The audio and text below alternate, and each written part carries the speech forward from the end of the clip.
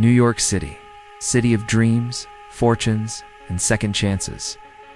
But beneath the bright lights of Manhattan lies a kingdom built on fear, money, and silence. A kingdom ruled not by politicians, not by businessmen, but by a crime family so organized, so powerful, that even the FBI called them the Ivy League of the American Mafia. This is the story of the Genovese Crime Family, the architects of the modern mob, the family that built an empire without ever being seen. Welcome to New York's Dark Crown, the rise of the Genovese Crime Family.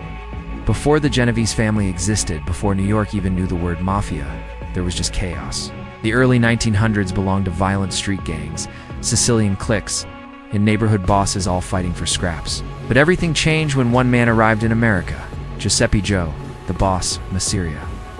He wasn't educated, he wasn't sophisticated, but he was a killer, and killers ruled the streets. He demanded tributes, demanded loyalty. He demanded New York bend to him. But standing in his shadow was a quiet, sharp, business-minded immigrant from Naples. His name, Charles Lucky Luciano.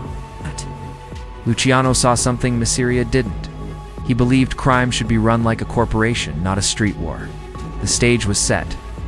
Syria wanted total control. Luciano wanted evolution. New York was about to burn.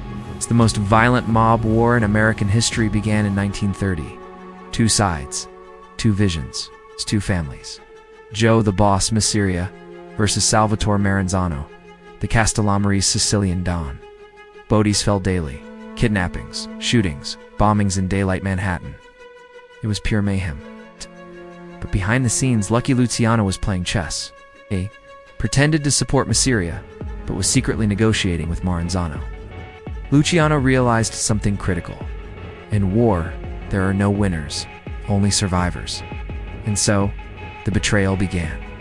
April 15th, 1931, a Coney Island restaurant. Luciano steps away from the table. Gunmen walk in. Mafia dies with the card still in his hand. War over? Not yet. Maranzano immediately declared himself the boss of bosses. Luciano didn't like that. But just 5 months later, Maranzano was stabbed and shot inside his own office. Two bosses dead, two wars ended, and Luciano, he rose from the shadows. It's become the most powerful mob boss America had ever seen.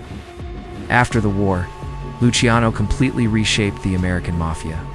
No more dictatorships, no more reckless killings. He created the Commission, a governing board of mafia families across the United States. 5 families ruled New York: the Luciano family, the Mangano, Bonanno, Profaci, and Gagliano families. Under Luciano, the Mafia entered its golden age. Prostitution, bootlegging, gambling, labor racketeering. Millions of dollars flowed in, but one man stood quietly beside Luciano, waiting, watching. His name was Vito Genovese. When Luciano was jailed in 1936, Genovese made his move. He wanted more than just money. He wanted the throne. He wanted the family to bear his name. And through a mix of manipulation, fear, and strategic alliances, he got exactly that. The Luciano family became the Genovese Crime Family. The darkest, smartest, and most silent mafia empire in America. Vito Genovese wasn't like the other bosses. He wasn't flashy like Gambino. He wasn't charming like Luciano. He was cold, calculating, a master of psychological warfare. He expanded the family's reach into labor unions, construction companies, the garbage industry, the docks, heroin trafficking, nightclubs, gambling operations, and even political connections. For the first time in history, the Mafia was controlling the very infrastructure of New York City. If a building went up, Genovese made money. If a ship moved on the docks, Genovese got paid. If a union demanded benefits, Genovese owned the union leaders. Gangsters weren't just criminals anymore. They were businessmen. Genovese built such a powerful empire that even U.S. senators were careful with their words when talking about him. But power attracts enemies. And in 1957, Genovese made a fatal mistake. He tried to overthrow Frank Costello, his own boss. Costello survived the attempt and retired, allowing Genovese to finally take over. But the Mafia never forgives treason, and it never forgets ambition. At the famous Appalachian meeting, law enforcement broke open the Mafia's secret world. Dozens were arrested. operations were exposed. The spotlight turned directly to Genovese, and in 1959 he was betrayed by his own men. Set up, arrested, thrown into prison.